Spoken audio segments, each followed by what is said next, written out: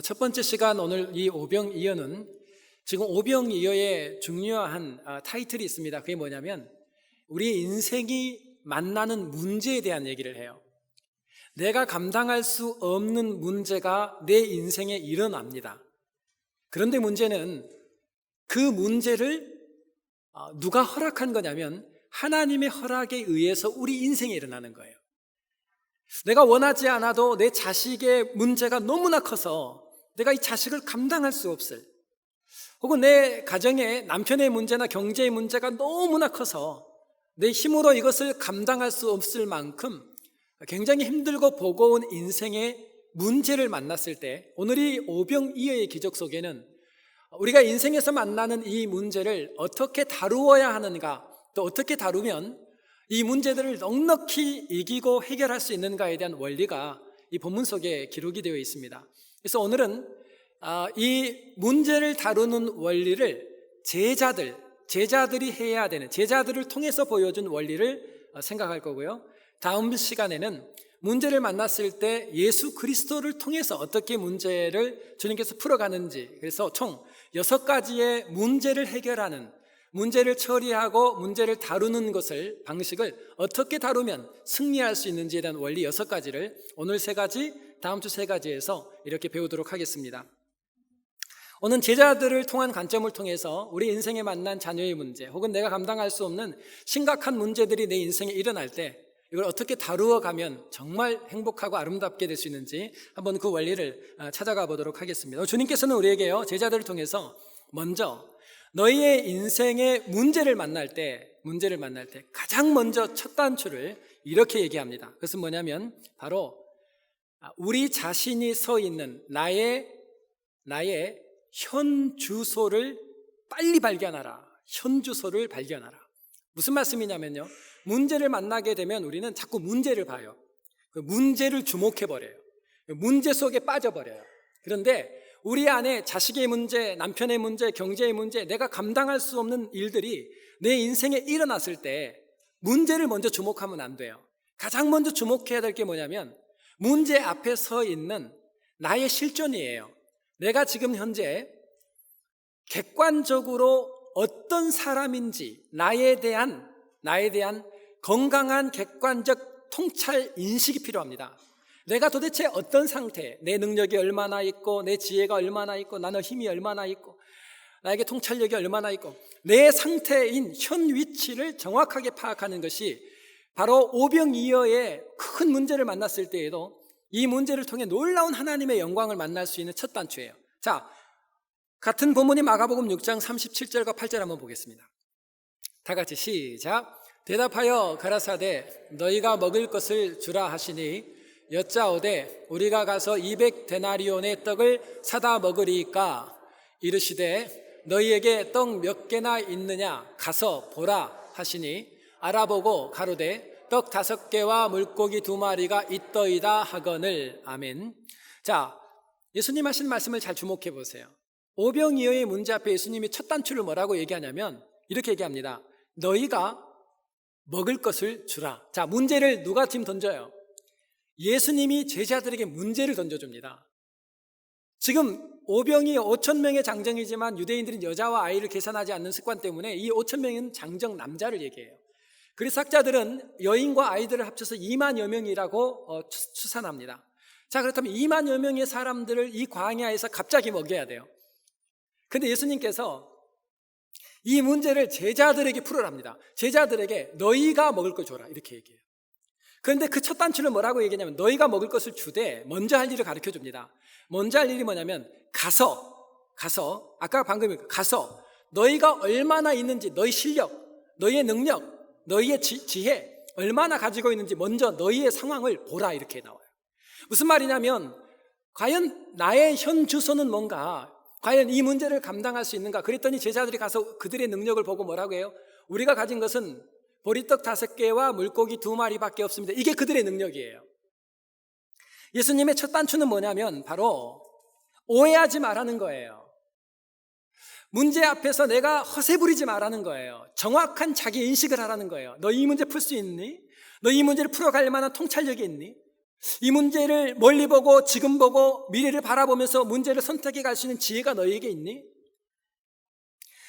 이 문제를 해결할 만한 힘과 능력은 너에게 있니? 지금 가서 먼저 너희가 가진 너희의 모든 지혜와 능력 가진 힘을 먼저 보라는 거예요. 이게 굉장히 중요해요. 왜 그럴까요? 가서 나의 연약함을 보고요, 나의 무능력함을 보고요, 나의 모자람을 보고 나의 무지혜, 지혜 없음을 바라보는 그 첫 번째 단추가 모든 기적의 시작이에요. 이거는 대가들에게 주님께서 요청했던 첫 번째입니다. 여러분, 야곱이 언제부터 위대한 야곱이 될까요? 야곱의 인생에 천사들, 천군이 동원된 시점이 있습니다. 천군이 동원된 시점이 언제냐면 야복강가예요. 야복강가에서 어떻게 했냐면 형님 에서가 칼잡이 400을 데리고 온다는 소리를 듣습니다. 형님을 속여서 축복을 받아갖고 도망갔거든요. 근데 그 형님이 동생이 온다니까 칼잡이 400을 데리고 온다고요. 그래서 너무나 무서웠던 야곱이 어떻게 하냐면 가축대를 제일 먼저 보냈어요. 왜? 가축을 치고 들어오면 도망갈 시간을 본 거예요. 그 다음에 사랑을 덜하는 순서 아내 보내고 자식 보내고 제일 사랑하는 아내 또 뒤에 보내고 이렇게 순서를 딱 짜놓고요, 자기는 야복강가에 남아서 하나님 앞에 나아갑니다. 하나님 앞에. 근데 그때 뭔 기도를 하냐면 이렇게 얘기해요. 그 천사를 보고 당신이 내게 축복하지 않으면 가지 않겠나이다. 이게 무슨 말이냐면 당신이 나와 함께하지 않으면 난 움직일 수 없습니다. 지금까지는 뭘로 살았어요? 야곱이 내 꾀로 살았어요. 나의 지혜로 살았어요. 내 꾀와 내 지혜와 내 능력으로 아버지 속이고 형님 속이고 삼촌 라반의 집에 가서 20년 동안 돈 벌어온 거거든요. 지금까지는 내 힘으로 살았는데 20년간 수고했던 모든 것이 지금 400의 칼잡이를 몰고 오는 큰 문제가 생긴 거예요. 한순간에 20년의 세월이 물거품이 될 상황이에요. 그때에 야곱이 처음으로 뭘 인지하냐면 자기를 인지합니다. 이 문제를 해결할 수 있는 지혜와 능력과 힘이 내게는 없다는 거예요. 그래서 하나님, 당신이 나와 함께하지 않으면 안 갑니다. 지금까지 내 지혜로 살았지만, 지금까지 내가 꾀를 부려서 살았지만, 내 능력으로 인생을 살아 경영해 왔지만 야복강가에서는 내려놓은 시간이에요. 그때부터 뭐가 움직이냐면요, 천군이 야곱과 함께 하고요, 야곱이 움직이기 전에 천군이 움직여요. 성경에 나와요. 그리고 에서의 마음속에 있는 미움과 증오와 분노의 마음으로 사단이 잡고 있던 그 마음을 천군이 가서 긍휼과 용서의 마음으로 싹 바꿔놓습니다. 그러니까 천군이 동원돼서 내 문제를 해결해주는 첫 단추가 뭐였냐면 야곱이 내 인생을 내가 끌고 갈 수 없는 나의 무능력과 나의 무지함과 나의 비통함을 그 야복강가에서 하나님 앞에 토설해낼 때부터 하나님의 천군은 역사하고 일을 시작하는 거예요. 자, 보세요. 여러분, 베드로가 왜 실패해요? 실패와 성공의 자리에 공통적인 특징이 있습니다. 예수님 뭐라고 말씀하시냐면 베드로에게 베드로의 현 주소를 얘기해줘요. 네가 얼마나 약한지, 네가 얼마나 부족한 사람인지, 그래서 네가 다른 사람들 앞에서 나를 모른다고 부인할 거야, 저주할 거야, 이런 얘기를 합니다. 그러니까 너의 현 주소가 너가 그렇게 믿음이 강한 게 아니야. 너가 무지 약하고 무능력해. 지금 예수님은 베드로에게 베드로의 현 주소를 정확하게 객관적으로 진단을 해주십니다. 근데 베드로가 뭐라 그래요? 허세를 부려요. 오해를 한 겁니다. 아니라는 거예요. 주님 잘못 봤다는 거예요. 주님 다 버려도 저는 주님을 버리지 않습니다. 여기서 패배하는 거예요. 여러분, 문제가 다가올 때 패배하는 이유는 문제의 사이즈가 아니에요. 문제의 크고 작음을 성경은 별로 중요하게 생각하지 않아요. 왜냐하면 하나님보다 큰 문제가 없기 때문이에요. 하나님은 모든 문제를 다루시는 분이세요. 그래서 문제가 중요한 게 아니에요. 문제의 사이즈가 중요한 게 아니라 이 문제 앞에서의 첫 단추예요. 가서 네가 가지고 있는 것이 뭔지, 네 안에 뭘 있는지, 네가 도대체 이 문제를 해결할 만한 지혜와 능력과 힘이 있는지 객관적으로 너의 위치를, 현 위치를 파악하라, 이런 얘기를 하는 겁니다. 왜? 나의 무능함과 무지함을 절실하게 깨달은 그 순간부터 천군은 움직여요. 여러분, 사도 바울이 내가 정말 주님을 위해서 무언가를 할 수 있다고 생각했을 때는 뭐 했어요? 그때에는 예수님의 핍박자가 됐습니다. 그런데 나는 죄인의 괴수로다, 내가 이 사망의 몸에서 누가 나를 건져내라, 그 안에서요 끊임없는 자기 자신의 실존을 깨달을 때마다 핍박자였던 사도 바울은 이방을 향한 예수 그리스도의 그릇이 돼요. 여러분, 하나님께서 우리를 사용하고 문제를 풀어가는 모든 첫 단추의 공통점이 뭐였냐면 바로 다른 것이 아니라 나의 실존을 정확하게 인식하는 것으로부터 하나님께서는 우리 가운데 천군을 보내세요. 한 목사님의 얘기예요. 이번 집사 때 목사님의 얘기예요. 목사님이요, 자기 아들이 4살이에요. 그런데 2층에서 떨어졌어요. 떨어졌는데 참 안타깝게도 얼굴 이 정면이 턱 앞에가 이렇게 땅으로 떨어진 거예요. 온 얼굴에서 피가 흘러나는데요. 턱 그리고 입술, 잇몸까지 다 터져 나왔어요. 응급실로 갔습니다. 응급실에 가서 응급실에 눕혀놓고 응급수술을 시작하는데 보통 같으면 마취를 해야 돼요. 이걸 그냥 꾸밀 수 없어요. 바늘을 살아있는 사람한테 그 수백 바늘을 꾸며보세요. 사람이 살아난 이게 얼마나 고통스럽습니까? 근데 4살짜리 아이예요.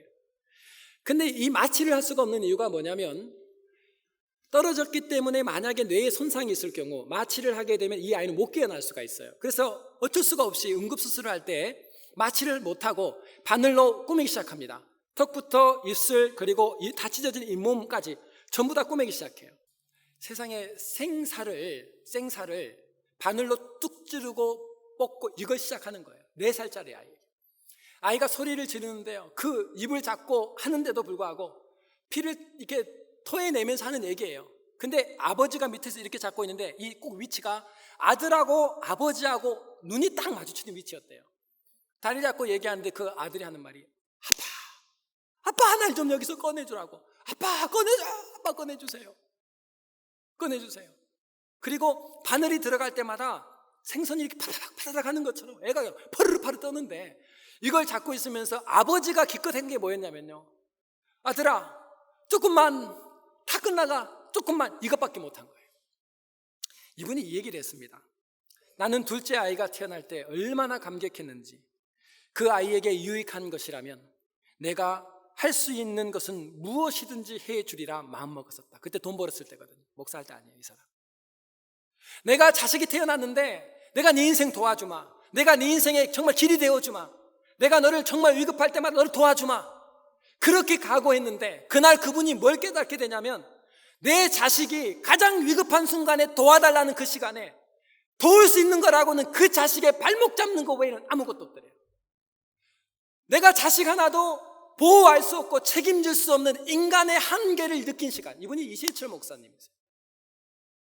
내가 내 인생의 자식 하나도 그 위기의 순간에 지켜줄 수 없고 그를 바르게 인도할 수 있는 없는, 그렇게 무능력하고 지혜롭지 못한 인생이라는 것을 느끼는 그 순간부터 하나님께서는요, 우리에게 장애를 넘어갈 수 있는 힘과 용기를 주시는 거예요.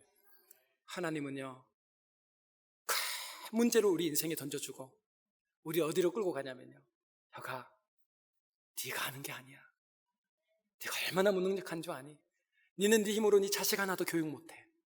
너는 네 힘으로 네 남편 하나도 바꾸지 못할 거야. 우리가 가지고 있는 실제 객관적 나의 현 주소로 주님이 가서 너희가 가진 것이 무엇인지 보고 오래요. 기적을 일으키기 전에 주님이 이 문제 앞에서 너의 실존을 정확하게 보고 오래요. 여러분, 내가 얼마나 무능력하고 내가 얼마나 무지한지, 내가 얼마나 힘이 없는지 나의 현 주소를 발견함으로 주님께서 주시는 놀라운 천군의 도움을 받는 성도 되시기를 주의 이름으로 축원합니다. 두 번째예요. 그러면 보세요. 아, 하나님, 나는 무능력하다. 알아버렸어요. 내가 하는 게 아니었구나. 나의 힘으로는 이거 하나도조차도, 내 남편, 내 아내, 내 아이 하나조차도, 와, 나의 무능력과 나의 현주소를 발견하고 좌절하는 사람이 있고요, 끝내는 사람, 포기해버린 사람이 있어요. 그런데 오늘 이 본문에 두 번째 단계가 나와요. 그 단계가 나와요. 자, 두 번째는 뭐냐면요, 주님이 우리에게 문제를 던져준 것은, 잘 기억하세요. 문제를 던져준 것은 문제를 풀라고 주신 게 아니에요. 이걸 다 오해해요. 주님이 우리에게 문제를 던져준 건 풀라고 준 게 아니라 그 문제를 다시 가지고 나에게 나오라고 주신 거예요. 두 번째는 뭐냐면 다시 가져오라는 거예요. 다시 가져와라. 9절 말씀 한번 보겠습니다. 9절 말씀 다 같이 시작. 여기 한 아이가 있어 보리떡 5개와 물고기 2마리를 가졌나이다. 그러나 그것이 이 많은 사람에게 얼마나 되겠삼나이까. 아멘. 아멘. 자, 보세요. 뭐라고 얘기해요? 지금 여기에 제가 본문 하나를 안 읽었지만 7절에는 빌립이 등장해요. 자, 문제 앞에 두 종류의 사람이 나옵니다. 한 사람은 빌립, 한 사람은 안드레. 이 교인 중에도 또 이 두 사람이 있어요. 어느 교회를 가나 이 두 사람이 있습니다. 이 두 사람. 빌립은 뭐라고 얘기하냐면 200데나리온의 떡을 사와도 부족하다. 필요하다. 자, 빌립은 뭐 했어요? 문제 앞에서 계산을 시작합니다. 합리와 이성과 경험으로 문제를 만나는 사람이 있어요. 문제가 터지면요, 이 문제를 내가 해결하려고 그래. 그래서 합리와 경험으로 달라드는 사람이 있어요. 그런데 빌립은 이렇게 해결했어요. 그런데 안드레는 달라요. 안드레는 어떻게 했냐면, 안드레는 우리 무리 가운데 최선이 뭐였냐면 오병이어예요. 보리떡 5개와 물고기 2마리밖에 없어요. 내가 이 문제를 해결할 능력이 없어요. 그러나 우리 가운데 내가 할 수 있는 최선인, 그러나 문제 해결이 안 돼요. 그래서 뭐라고 했냐면 안드레가, 그러나 그것이 이 많은 사람에게 얼마나 되겠습니까? 주님 앞에 가지고 와서 한 말이에요. 그러니까 안드레도 알아요. 이거 아무것도 아닌 거 알아요. 그러나 주님, 우리가 가진 건 이거밖에 없어요. 우리의 최선을 가지고 문제를 던져주신 그분에게 나와 이 문제 속에 나의 최선인 오병이어를 누구 손에? 주님의 손 위에다가 올려놓으면 기적이 일어나요. 기적이. 그 문제 앞에 빌립처럼요, 맨날 계산하고 있고 경험으로 이건 안 돼, 합리로 이건 안 돼, 내가 인생을 살아봤지만 이거는 이렇게, 아무리 계산하는 사람이 있는 반면에 아무것도 아닌 것 같이 보이는 오병이어를 최선을 준비해서 다시 그 문제를 주님께 가지고 와 주님의 손 위에다 올려놓은 안드레가 있어요. 여러분, 안드레가 이때 등장하는 게 얼마나 중요하냐면, 주님은 우리에게 문제를 풀어라고 주신 게 아니에요. 자식의 문제가 생겼습니다. 자식의 문제를 풀어라고, 그 안에 닥달하고 맷때리고, 이게 중요한 게 아니에요. 내가 이 아이를 위해서 할 수 있는 모든 것들을 최선을 다해 동원해야 돼요. 그러나 거기 플러스, 그걸 가지고 누구에게? 주님 앞에 나와 은혜의 손, 능력의 손, 치유의 손, 기적의 손인 예수 그리스도의 손 위에 나의 최선을 다시 올려드릴 때, 주님은 나의 최선을 가지고, 그 문제를 가지고 인간적으로 해결하려고 하지 않고 주님 앞에 가지고 나온 그 최선을 가지고 내 인생의 아름다운 문제 속에 길을 여실 줄 믿으시기 바랍니다. 당대 스펄전 목사는 영국의 최고로 설교 잘하는 목사고요, 조지 밀러는 제일 큰 고아원을 경영했던 목사예요.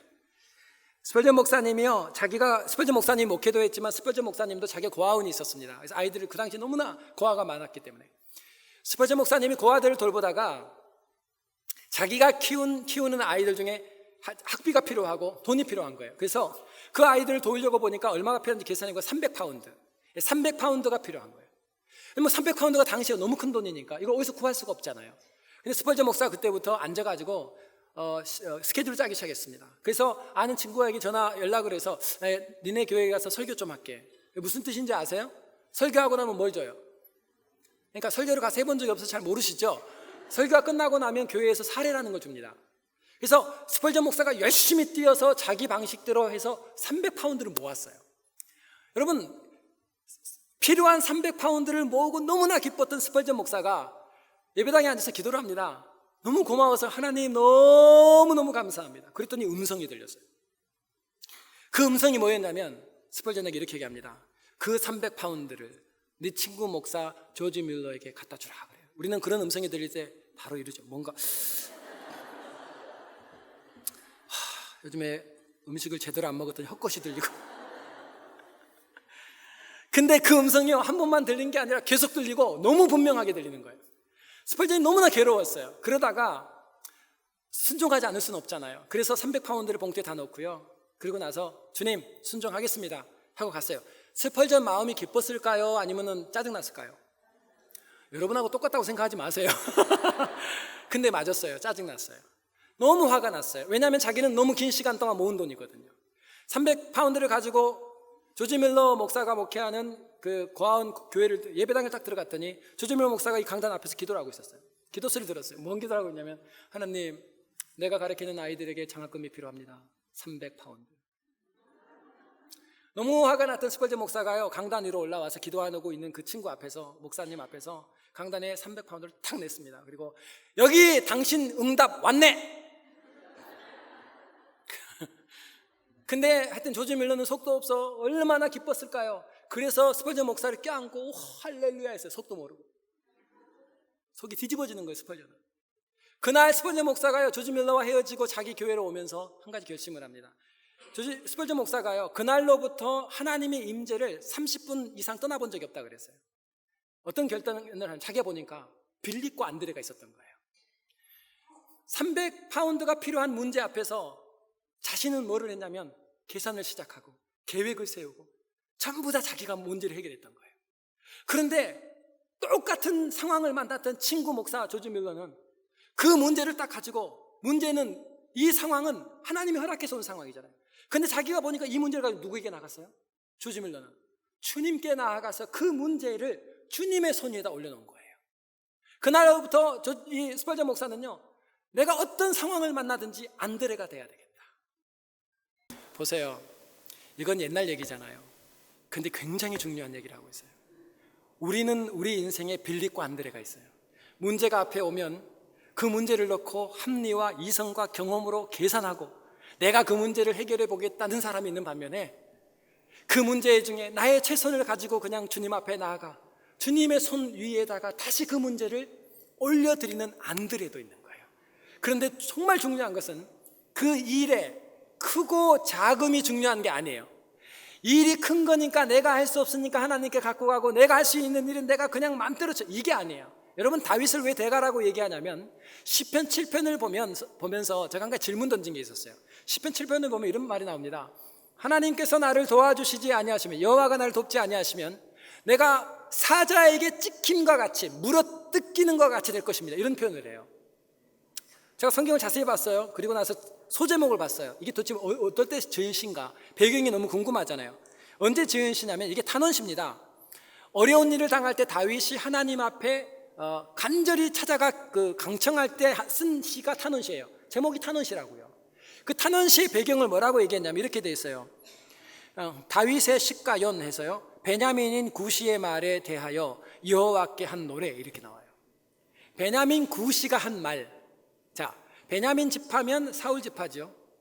제가 이해가 안 된 게 뭐냐면, 여러분, 사울 왕일 때 베냐민 지파의 구시가 조금 영향력이 있었을지 몰라요. 지금 이 배경은 다윗이 왕이에요. 왕인데 사울은 죽고 다윗 왕국이 세워진 이 나라에서 그 밑에 구시라고 하는 베냐민 지파 구시라는 사람이 다윗에게 어떤 말을 한 것 같아요. 그러면 여러분, 왕은 원하면 그 입 막을 수 있어요, 없어요? 우리가 왕은 안 돼봤지만 좀 상식적으로 생각을 해보세요.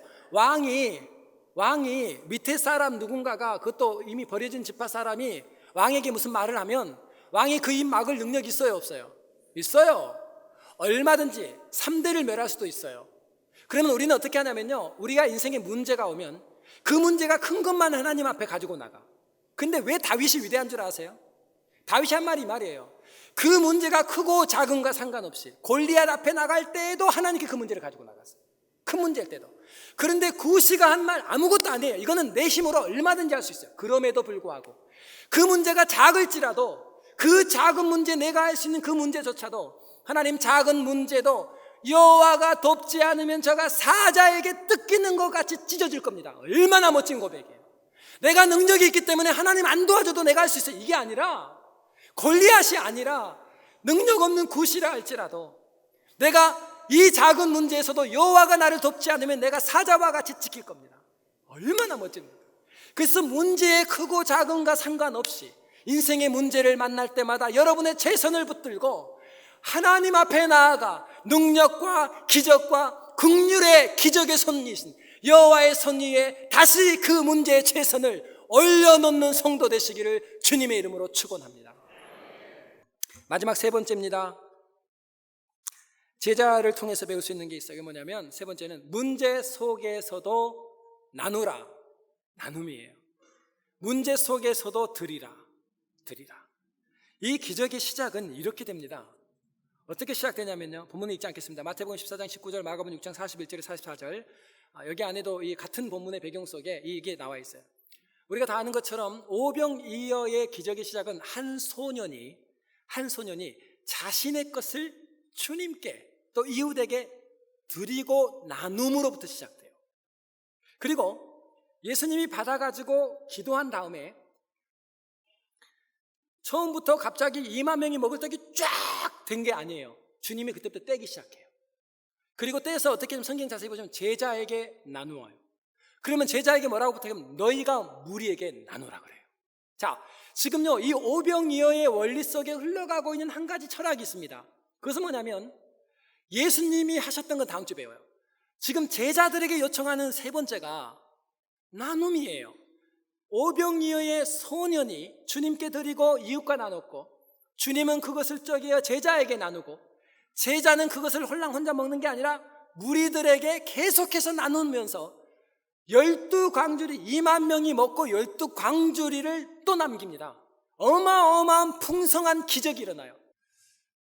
잘 보세요. 나눔의 본질은 뭐냐면요, 남아서 나누는 게 아니고요, 어차피 썩을 거니까 나누는 거 이거 아니고요, 나도 부족하고 나도 전부예요. 나도 필요해요. 이렇게 나눔이 시작돼요. 그게 나도 먹어야 될 거고 나도 필요한 거예요.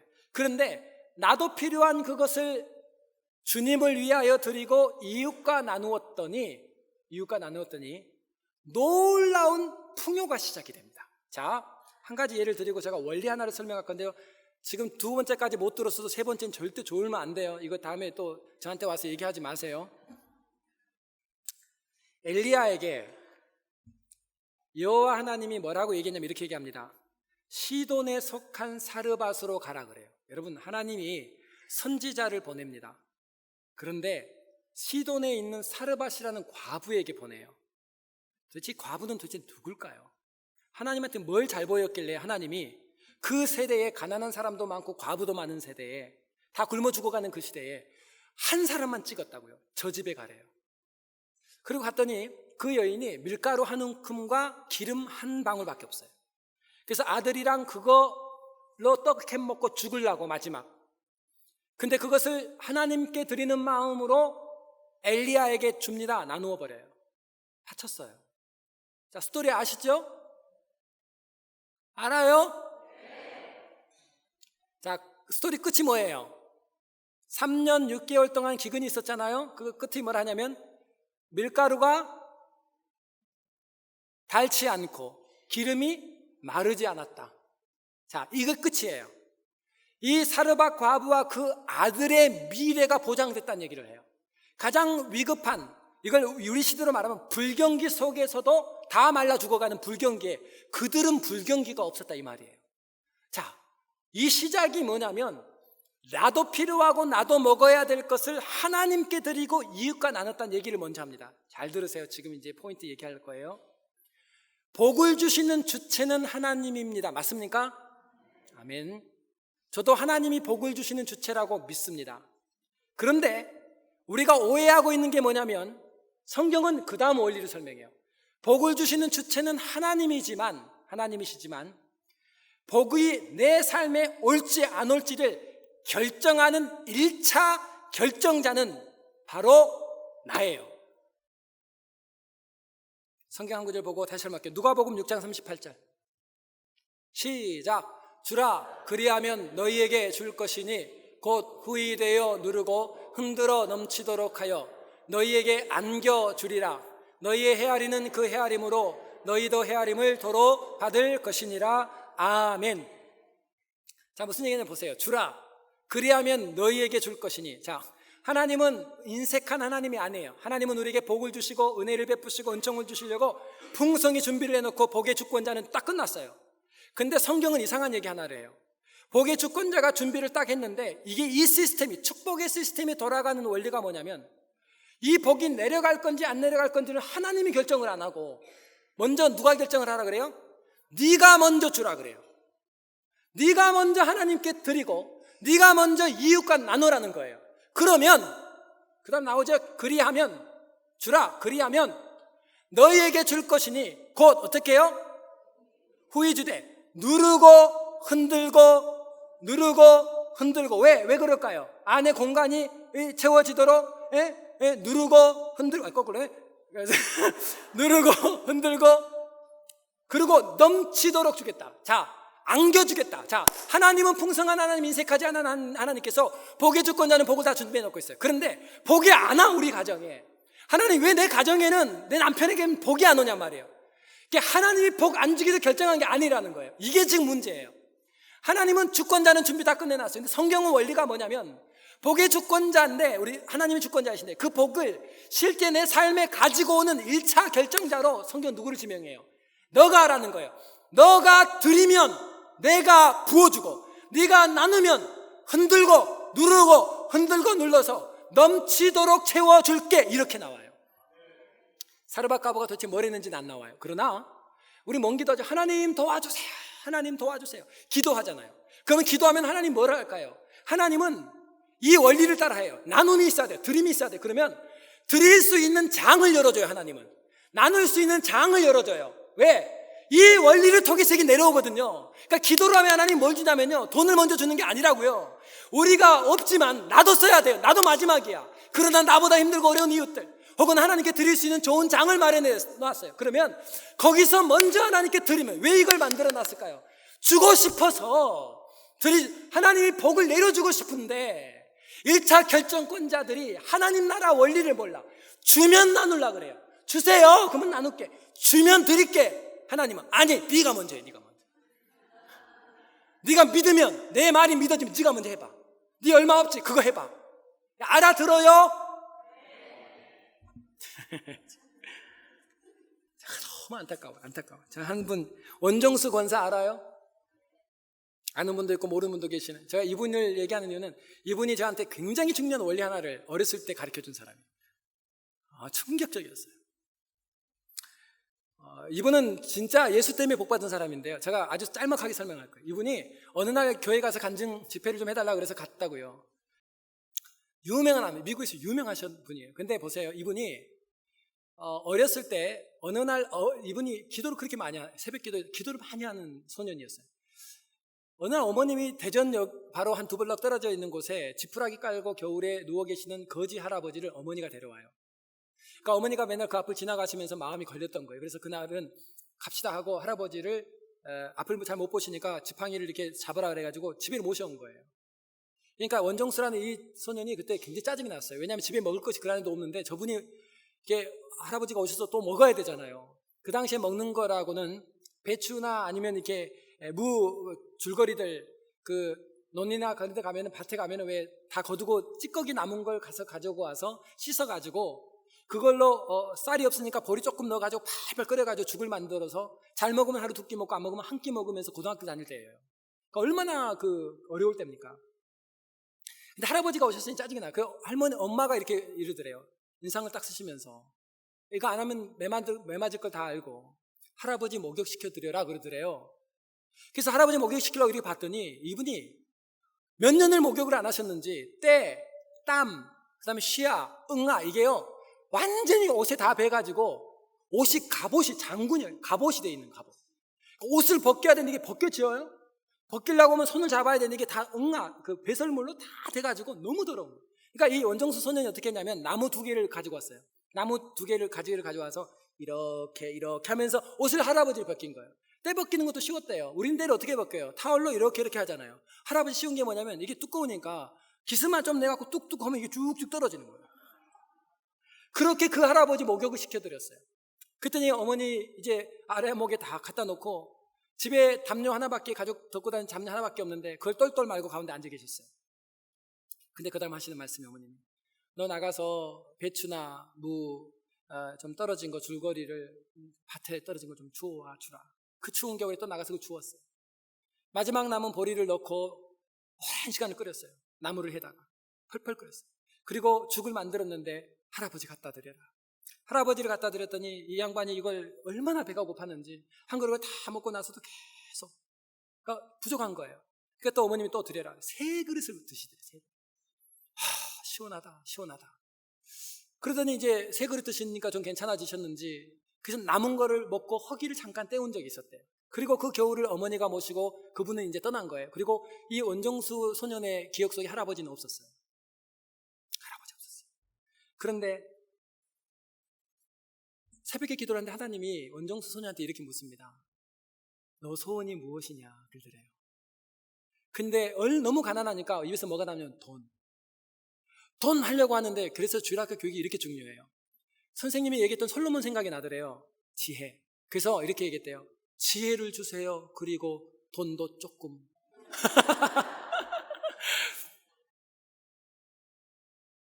네가 나한테 맨날 와서 그렇게 기도하는데 도대체 뭐가 필요하냐고 물어본 거야, 하나님이.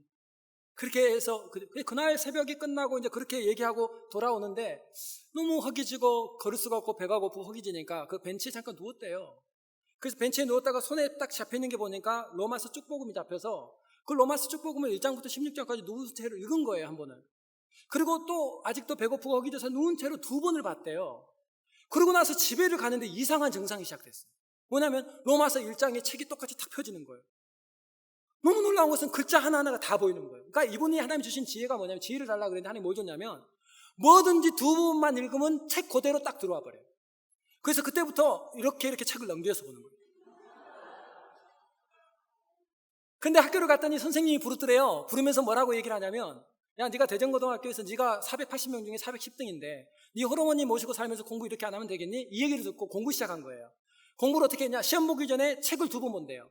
책을 2번을 딱 보고 가면 국사시험을 딱 보는데, 시험을 딱 보면 눈을 감으면 책이 딱 뜬대요. 책이 뜨는데 페이지까지 다 정확하게. 그러면 문제 보고 답 찾고 근데 이분이 뭐라 하냐면 남이 볼까봐 빨리빨리 넘겨가지고 국사 100점, 뭐 사회 100점. 왜? 책 그대로 나오잖아요. 영어도 그대로. 근데 한 과목은 점수가 30점에서 40점밖에 안 나. 아무리 넘겨도 수학은 같은 문제가 없더래. 480명에서 410등 하던 사람이 바로 그달 시험에서 전교 5등을 합니다. 왜 하나님은 나에게는 안 주는지 모르겠어, 나에게는. 근데요, 그리고 서울대학 의대를 들어갑니다. 간증을 하려고 그 교회에 와서 저기서 기도하면서 하나님 나보고 간증하라는데, 내가 뭔 간증을 했는데 하나님 첫 번째 보여준 환상. 너 기억나니? 그날 내가 너무 춥고 배고팠을 때 네 엄마가 나를 데리고 네 집을 갔고 네가 난 따뜻한 물로 목욕을 시켜주고 따뜻한 밥을 줬고 너 하나밖에 없는 그 내복을 나한테 입혀줬잖아. 아무도 나를 위해서 대화를 안 해줬는데 그 아랫목에 앉혀서 어머니랑 너랑 같이 나랑 대화를 해줬던 사람이었다. 그러면서 그때 이 기도를 하는데 그러더래요. 정수야, 내가 그날 결정한 게 있다. 너가 평생 먹고 마시고 입는 건 내가 책임지기로 했다. 그러더래요. 충격을 받은 거예요. 나는 그때 이럴 때 하나님, 그때 그분이 그렇게 그러면 손으로 할 걸 괜히 나뭇가지로.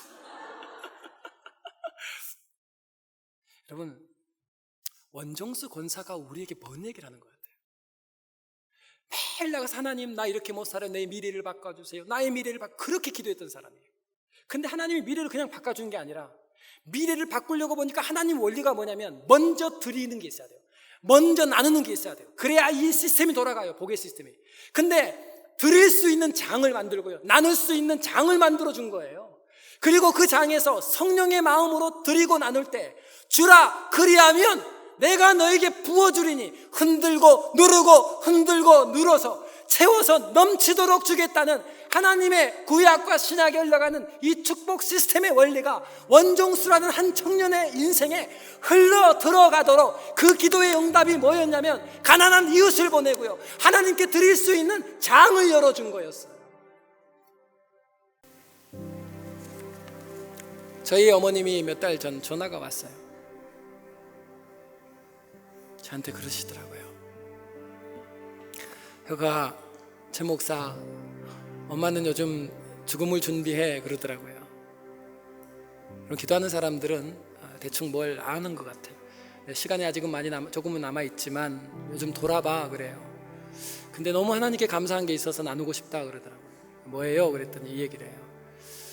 생각해봐, 엄마는 과부고 전도사 생활했고 15년 동안 지금은 돈을 벌지도 못하고 있는데 3남매가 다 미국에서 공부했어. 저희 여동생은 석사만 박사까지 3개예요. 3남매가 다 이해가 안 돼. 그래요. 어떻게 돈도 없는 내가 3남매를 어떻게 교육했을까. 너무 하나님 은혜가 감사해서 무릎을 꿇고 기도를 하는 중에 하나님이 한 가지 환상을 보여줬대요. 기억이 나더래요. 잊고 살았던 건데. 우리 아빠가 돌아가셨는데요, 저희 집 하나를 남겨놓고 갔어요.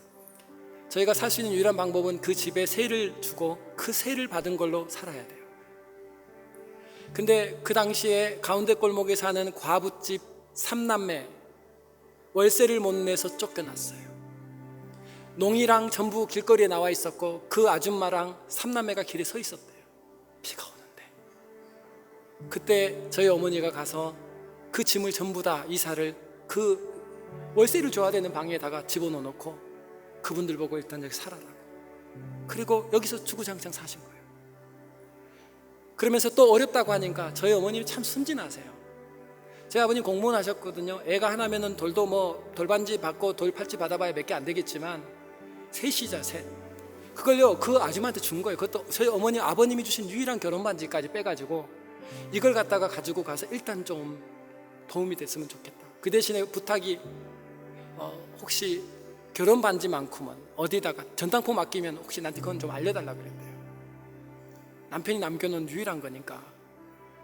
근데 이분들이 계산을 이거 보니까 이 집 놓고 도망가도 이게 더 크거든. 그래서 도망갔어요. 가지고 다.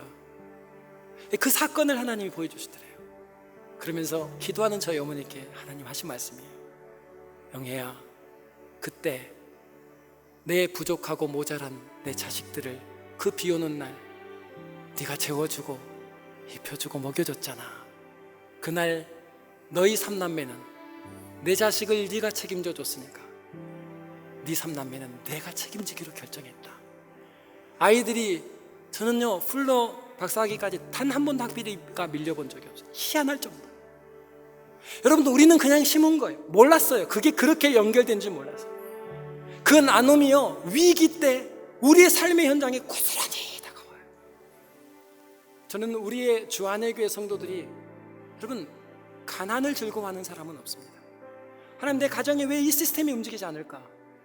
하나님이 무능력하고 인색해서 아니에요. 그분은 준비가 끝났어요. 문제는 우리 안에 제가 결단하는 게 있습니다. 저는 헌금을 우리 교인 중에요 몇 번째 손가락 안에 들게 하고 싶어요. 목사지만 저의 꿈이에요. 있으면 나누는 일에 인색하지 않고 나누고 싶어요. 그래서 열심히 나눠요. 이유가 있어요. 저는 이 시스템이 저의 삶에 그대로 돌아가기를 원해요. 여러분 오늘 오병이어의 기적은 있는 사람들이 한 게 아니에요. 내게 필요한 거예요. 나도 그거밖에 없어요. 그런데 그것을 주님께 드렸고요. 그리고 나눔이 시작됐고요. 이 나눔의 결과가 5,000명이 넘는 남정네 이상이 먹고 12광주리를 남는 놀라운 역사는 그냥 시작된 게 아니에요. 저 안에게 귀한 성도님들이 하나님이 이미 준비해 놓은 아름다운 복과 은혜의 원리를 따라 주심은 알게요의 수준을 떠나서 이제는 먼저 주고 드리고 나누는 성도 되시기를 주의 이름으로 축원합니다. 문제 앞에서 좌절하지 마십시오. 하나님은 여러분을 너무나 사랑하십니다. 그 문제 앞에서 우리의 주소를 빨리 발견하고 낙심이 아닌 최선의 것을 가지고 다시 주님 앞에 나가 주의 손 위에 올려놓고 그 권능의 손 위에 올려놓고 뿐만 아니라 우리의 마지막 것까지라도 주님 앞에 드리고 나눔으로 하나님의 놀라운 오병이어의 기적이 여러분의 가정 안에 끊임없이 일어나기를 주의 이름으로 축원합니다. 아멘. 일어나십시오.